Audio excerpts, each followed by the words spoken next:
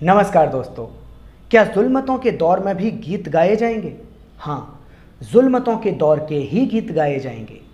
प्रख्यात नाटककार बर्तोल्त ब्रेख्त की ये पंक्तियाँ साहित्य प्रेमियों के बीच में बहुत ज़्यादा लोकप्रिय तो हैं ही, लेकिन मुझे लगता है कि जुल्मतों के हर दौर में ये पंक्तियाँ बिल्कुल सही सिद्ध होती हैं। मुझे लगता है कि ब्रेख्त की इन पंक्तियों में गीत शब्द का अभिप्राय सिर्फ गाने या बजाने से नहीं है, बल्कि वे इस शब्द के माध्यम से हर तरह की कला का नाम लेना चाहते हैं, चाहे वो कविताएं हों, चित्रकारी हो या फिर हो सिनेमा। मट्टू की साइकिल के बाद हिंदी सिनेमा की दुनिया से जिस नई फिल्म के बारे में जिक्र करना यहाँ ज़रूरी है, उसका नाम है ज़्विगैटो। ये अजीब सा शब्द दरअसल खाना डिलीवर करने वाली दो प्रसिद्ध कंपनियों के नाम को जोड़कर बना है। एक है ज़ोमैटो और दूसरा है स्विगी। नाम से ही अंदाज़ा लग रहा है कि ये फिल्म ज़ोमैटो और स्विगी जैसी कंपनियों में काम करने वाले करीब 40 लाख वर्कर्स, करीब 40 लाख लोगों की कहानी है, जिनमें से 70% लोग 30 साल से कम उम्र के हैं। और इन काम करने वाले लोगों में से 18% लोग ऐसे हैं जिन्हें रोज़ाना करीब 15 घंटे से ज़्यादा काम करना पड़ता है। कुछ 47% लोग ऐसे हैं जो 15 घंटे तो काम नहीं करते, लेकिन उन्हें 12 घंटे से ज़्यादा काम करना पड़ता है। और इतना काम करने के बावजूद उन्हें किसी अकुशल मजदूर यानी किसी अनस्किल्ड लेबर के लिए तय की गई मजदूरी से भी कम पैसे मिलते हैं। उसके अलावा जो जिल्लत झेलनी पड़ती है, जो अपमान झेलना पड़ता है, जो प्रेशर झेलना पड़ता है, वो अलग। ज़्विगैटो फिल्म में ऐसे ही फूड डिलीवरी बॉय का किरदार निभाया है प्रसिद्ध कॉमेडियन कपिल शर्मा ने। फिल्म के 1.5 मिनट के ट्रेलर को देखकर ये समझ में आ जाता है कि ये कहानी एक ऐसे फूड डिलीवरी बॉय की है जो कोरोना पैंडेमिक की वजह से बेरोजगार हो गया और फिर मजबूरी में उसे इस पेशे को चुनना पड़ा। फिल्म में उसकी एक पत्नी है और 2 बच्चियां हैं, और इन सब का खर्चा चलाना ज़ोमैटो की नौकरी से बिल्कुल भी संभव नहीं हो पा रहा है। इसी वजह से उसकी पत्नी भी काम करना चाहती है, नौकरी करना चाहती है, लेकिन ये आदमी मध्यम वर्गीय मानसिकता से और पुरुष प्रधान समाज की जो सड़ी गली मानसिकता है उससे ग्रस्त है। इस वजह से ये अपनी बीवी को काम करने के लिए मना कर देता है।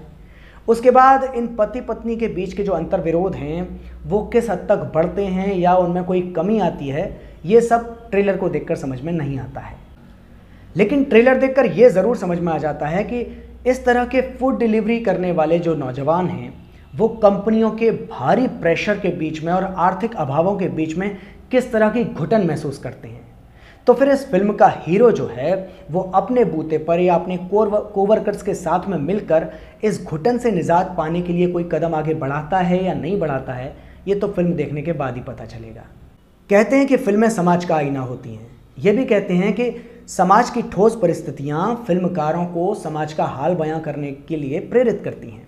मेरा तो ये भी मानना है कि जितने भी सेंसिबल फिल्मकार होते हैं वो समाज की बदलती हुई परिस्थितियों का आकलन आम लोगों के मुकाबले बहुत पहले कर लेते हैं। जनता के लिए खतरा बनने जा रही परिस्थितियों का आकलन वे आम लोगों के मुकाबले बहुत पहले कर लेते हैं, और उनके पास इस आकलन को व्यक्त करने का एक बड़ा ही सशक्त माध्यम भी होता है, यानी कि सिनेमा।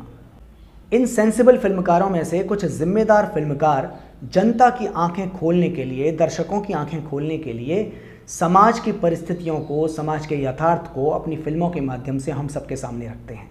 या फिर वे अगर कुछ उनकी समझ के मुताबिक जो भी समस्याओं का समाधान हो सकता है उसको भी सामने रखते हैं।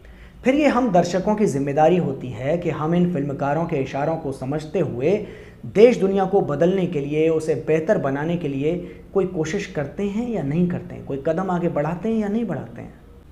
ज़्विगैटो फिल्म के माध्यम से शायद ऐसा ही कोई इशारा करना चाहती हैं फिल्म की निर्देशक नंदिता दास। वैसे नंदिता दास हमेशा से ही जन उपयोगी सार्थक सिनेमा के लिए जानी जाती हैं, लेकिन काबिल तारीफ तो ये है कि इस फिल्म में कपिल शर्मा ने काम किया है।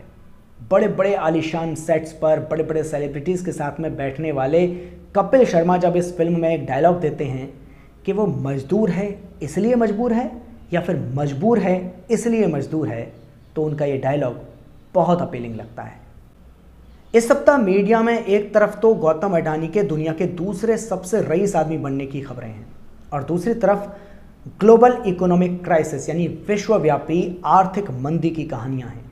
इन दोनों खबरों के बीच की जड़ को तलाशने में कहीं हम लोग व्यस्त न हो जाएं, कहीं हमारा ध्यान उस तरफ न चला जाए, इसलिए तमाम अखबारों ने, टीवी चैनलों ने हमारा ध्यान नरेंद्र मोदी और शेर चीतों की कबड्डी की तरफ लगा दिया है।